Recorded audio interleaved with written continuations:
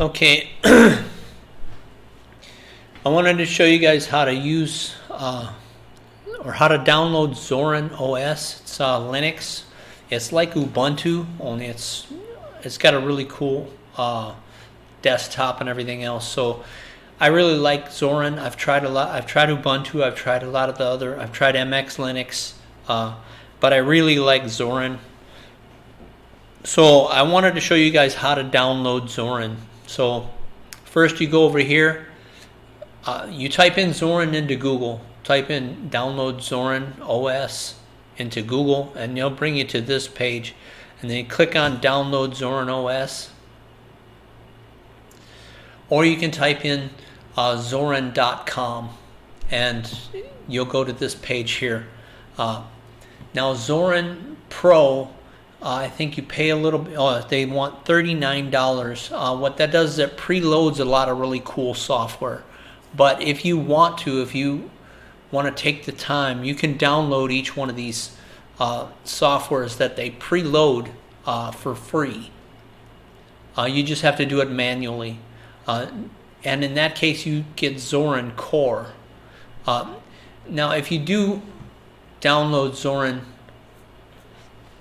I do recommend that you give them some money. I bought Zorin a couple of times, and because I wanna help these guys who work on this project, and it is really cool. I like what they did. So, but you can download either the Zorin Core, or you can download Zorin Lite if you have an old computer, or if you're running it on a laptop that's old.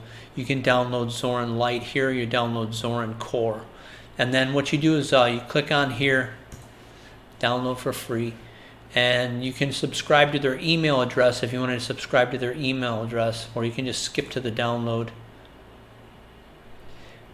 And then right here, it says how to install Zorin. Okay, so you see it popped up this ISO. An ISO is an image file. And if you're using Windows, you'll have to download a certain program that will allow you to be able to make a flash drive with an ISO. And the same thing if you're using Linux. You have to download a flash drive that'll copy this ISO to a flash drive in a way that it can be bootable. But the ISO by itself is an image file, so you can't really do anything with it unless you're going to have to save it to your computer first, and then you're going to have to download it to or convert it to a flash drive, or install it to a flash drive in a way that will allow you to be able to boot with the flash drive. So if you're using Windows, let me just back out of here because I really don't want to save the file. I already got it on my computer. So, but then you can go over here to how to install Zorin OS. And this will explain what you need to do, and what it'll talk about. You're going to need a flash drive. It's going to have to be a clean formatted flash drive with nothing on it, and it should be about above 8 gigabytes. I used a flash drive that had 16 gigabytes when I did it, but you can use, if you use something that's got at least 8 gigabytes or more, you should be okay. And then like I said before, you're going to need a program to Balin Etcher. That's the name of the program that you use with Windows, and it works really good. Oh yeah, it does. Balin Etcher also works with Linux, but I used it on Windows, and it works like a charm. So if you just follow these directions right here, and how to use Balin Etcher, this works like a charm. It works really good. There's usually no problems at all when you're using this.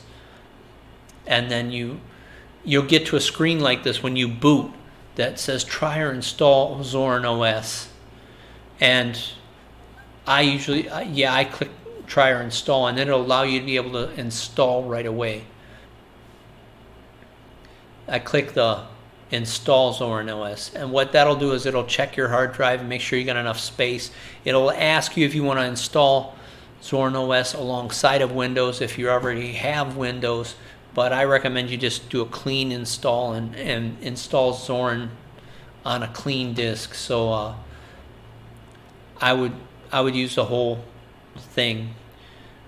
And then after that, it'll install Zorin. It takes a little while. I would make sure you get your internet connection set up so you can install third-party software while you're installing.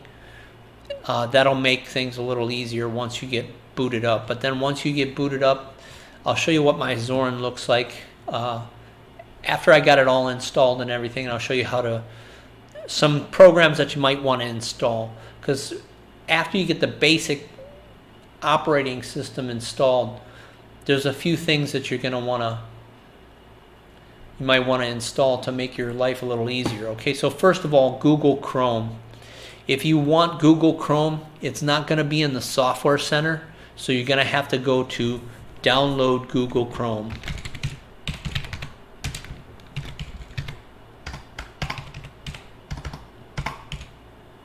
Here it is. And you go to download Google Chrome.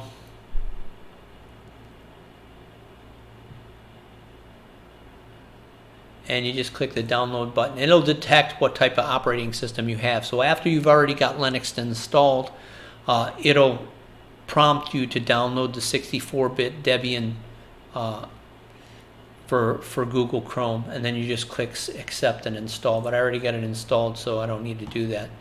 Another thing I want to recommend after you install Google Chrome or before is Synaptic Package Manager. That's going to make your life a whole lot easier if you install Synaptic Package Manager, because that's going to handle your downloads for all these different programs much easier.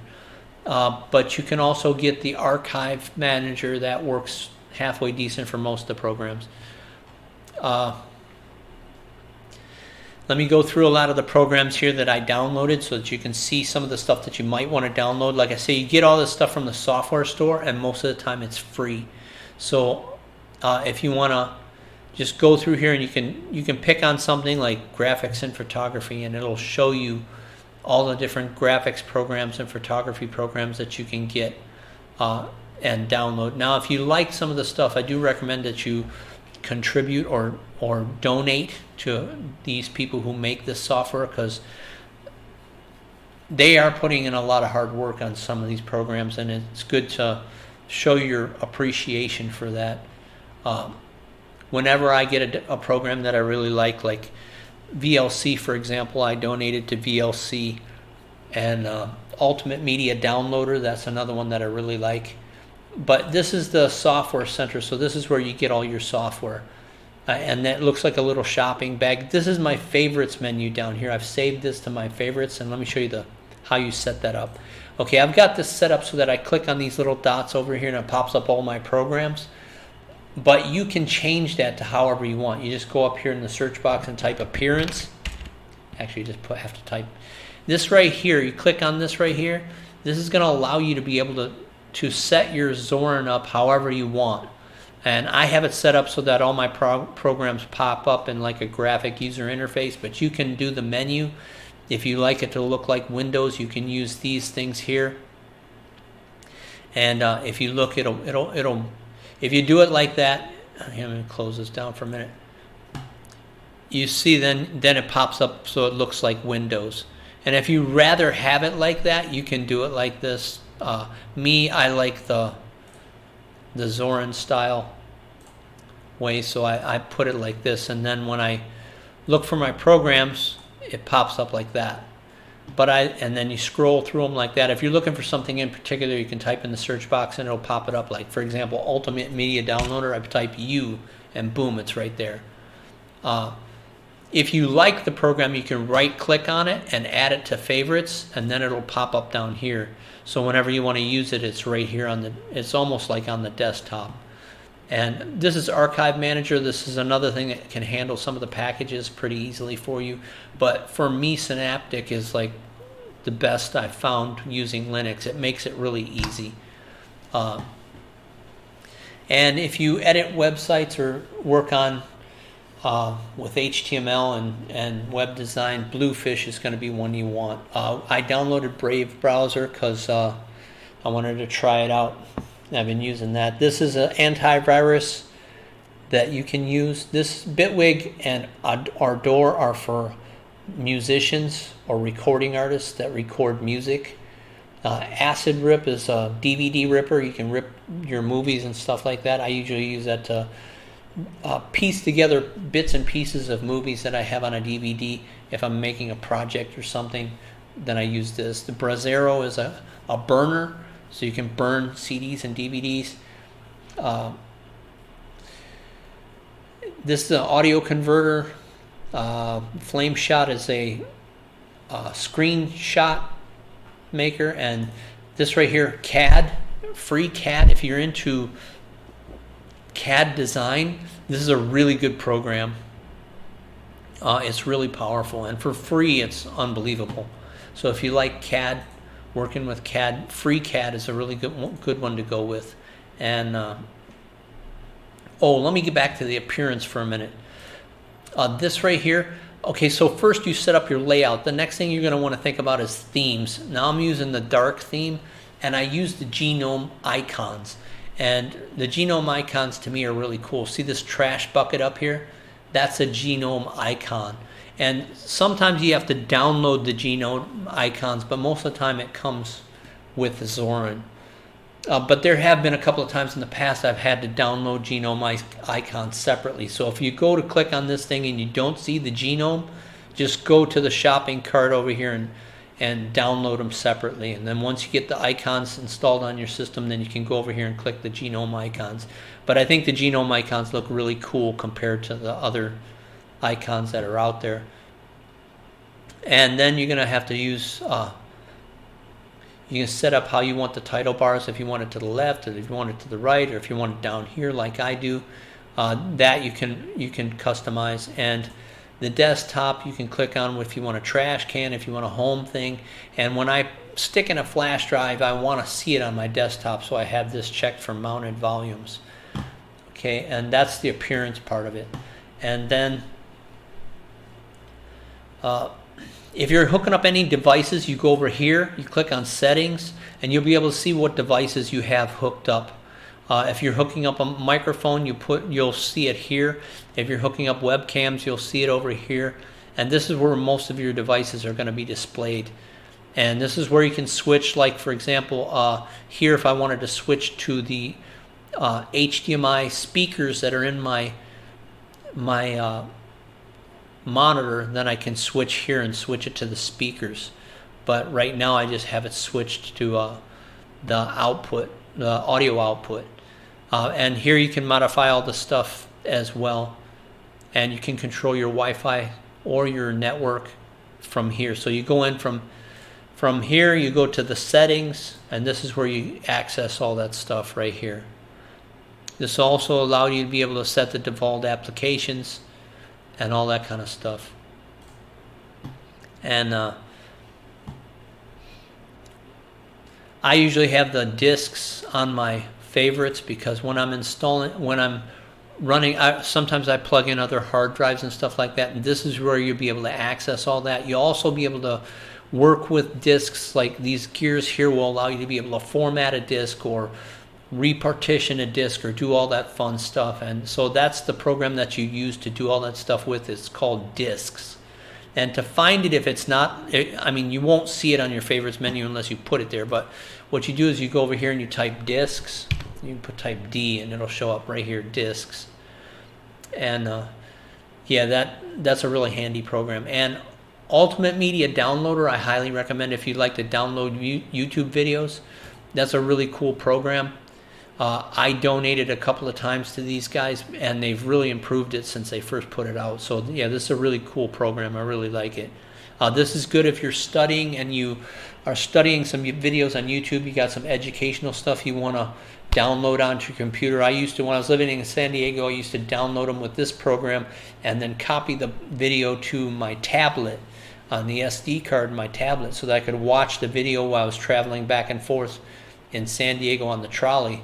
I could watch these videos, and that's why it helps your education a little bit. So yeah, this program is really handy to have. And KDE or Kden Live. This is what I edit all my videos with. That's what I'm editing this video with. And it's really simple and easy to use. You just click on this to add a clip, and then you drag it to the timeline. You can edit it with the scissors. It's really easy to figure out how to use. And if you need some more instructions on that, you can go to YouTube and type in Kden Live, and there's lots of instructional videos on how to use Kden Live. I might even make a video about it later, but right now I'm just trying to show you all the cool stuff with Linux and Zorin in particular. LibreOffice Writer. I had a lot of other different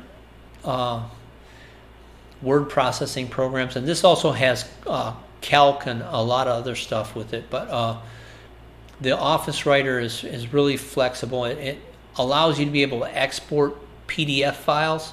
That comes in really handy, and then you can convert a PDF file to an image file if you want to. It's just really handy the way this LibreOffice Writer is set up. And I used OneOffice and OpenOffice. OpenOffice is pretty good, but I usually use OpenOffice now if I'm using Windows. But for Linux, I just stick with the LibreOffice Writer because I went to other word processing programs before, and some of them crashed and they didn't work real well. So I just came back to the LibreOffice Writer, and that comes with Zorin. So when you download Zorin, you'll automatically get the LibreOffice Writer with it. One of the coolest programs that I've ever found is XNConvert. This program is super cool. What I use it for is you can clean all the EXIF garbage out of any of your image files by just loading. You load the folder over here. Let me see if I have a folder I can use. This one here. You load the folder over here. This is some stuff that I downloaded, and then you set the actions of what you want to do, and basically this is clear out all the metadata, and then you can output it to whatever type of file type you want, whether it's JPEG or Tagara TrueVision or whatever it is you want to output it to. And then you just if you want to delete the original, and I recommend you do, because if it's got a bug embedded in it, you want to delete the original, and then you just hit convert and you're done. But to get this program, you used to be able to get it in the shopping cart, but now you got to go online and actually search it out and go to the website and download it. But this is one of the coolest programs for Linux. It allows you to be able to manipulate all kinds of image files and do all kinds of really cool stuff. And I highly recommend that you donate to these guys because they put together a really great program. I'm using right now to record this, I'm using OBS Studio. This is a really cool program for streaming and recording videos on your computer. It's really awesome. It's an awesome program. Let's see what else I have in here that I can tell you about. VLC Media Player. I've donated to VLC Media Player. They make an awesome media player. It also has all kinds of controls for your you can manipulate the audio. I use it for DJing. That's what I use VLC Media. That's why I donated to VLC, is because they make so much stuff that you can have control over the. Look at this. You have equalizer, compressor, stereo widener. It's just so cool. So when I'm DJing, this is what I use. I'll use VLC because I was using Mix, M-I-X-X. You can download that too. That's good for fading in and out of songs. But I found that VLC provides me more, like this equalizer here. It means a whole lot. And unless you have if you have a separate equalizer in your DJ setup, then you're all set. You don't need this. But a lot of times I'm DJing and I don't have my whole rack and everything, and this is really cool to use. And it allows me to be able to enhance the audio of videos. When I download a video or if I'm playing a video that I've got, I can enhance the audio on the video and really make a big difference in the way it sounds. And the more high fidelity your sound system is coming out of your computer, the more you're going to appreciate VLC. Yeah, so I've donated to VLC a couple of times, and I'm really happy with their program. And another thing I like about VLC is that if you're DJing, you can select one file, but a lot of times I can set up a directory and then just open a directory of whatever files I want to run. Like I'll open up a directory of a whole list of files, and it'll play the whole thing right off the bat. And it'll go down the list of the whole files. And you can set it up as random, or you can set it up doing the list. And so that's another thing I like about VLC. It allows you to have control over the playback, and you can actually record with VLC Media Player too. It's just such a versatile program. I highly recommend downloading VLC and playing around with it. For image files, I use GThumb. It's an amazing program for image files. And if you like to play with pictures a lot, then you're going to love GThumb. A lot of people like GIMP. I have GIMP on this one right here. GIMP is okay, but if you look at the way GIMP is, it's good if you're like doing web design or something and you need to make a banner or something. GIMP is good to take one file at a time and play with it. But to play with multiple files at one time, GIMP is not very practical. If you need to convert image files, I would say use the XN convert. And then if you're just gonna, you can do a lot with GThumb. For example, you can run screensaver with GThumb, and it works really well. And yeah, I really like GThumb as compared. And another one that I use is OpenShot. I think it's OpenShot. Let me look and see what it says. OpenShot is a video editor. That's this one. I use this for videos sometimes. Most of the time I use Kdenlive, but there are some times when I have to use OpenShot, and it's a really cool video editor. But there's another program here I was going to show you. Shotwell, I think is the name of it. I don't know if I downloaded it or not. Yeah, I don't think I did. But sometimes I use Shotwell. I thought I downloaded it. But if you have the thing, you can go over here and type in Shotwell. And this is Shotwell. Oh, it is installed. I don't know why I couldn't find it. But yeah, this is a really cool program for image files as well. And now this is the only thing I don't like about Shotwell, is it will import every single photo into its system. And that's not exactly what I want to do. I want to have more control over what the hell it is the program is using. And that's the thing that I really don't like about Shotwell, is it wants to import everything you got into the program. And GThumb doesn't do that. GThumb will work with folders. Whatever folder that you want to use, it will work with those folders, but it's not going to download every single thing that you got on the computer into GThumb. So I think GThumb is a little bit better because you have more control over what you have and how you use it.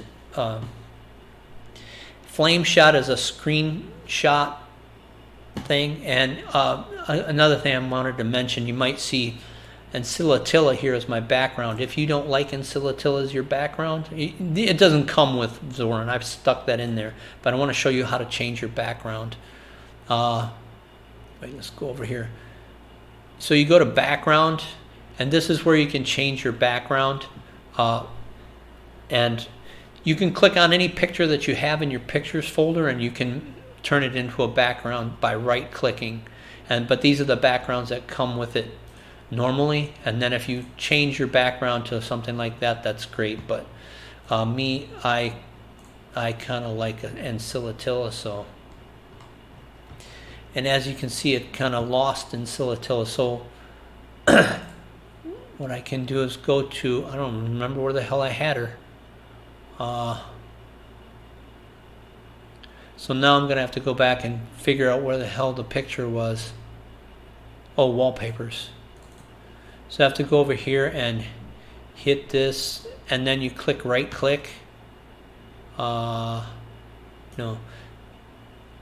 Okay, click on that and then click open. And then you'll have this as your background. So you can make any picture a background. But I like Ensilatilla. So yeah, so this is pretty much how you work your way around Zorin, and I really kind of like the look and feel of Zorin. So I hope you guys like this video. If you like this video, hit the like button, hit the subscribe, and I'll see you in the next video. Thanks for watching.